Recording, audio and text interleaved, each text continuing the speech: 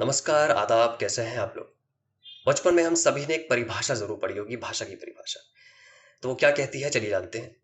भाषा अभिव्यक्ति का एक ऐसा साधन है, जिसके द्वारा मनुष्य अपने विचार प्रकट कर सकता है और दूसरों के विचार जान सकता है। लेकिन भाषा का जो सारा महत्व होता है, वो उसके शब्दों के शुद्ध उच्चारण में होता है।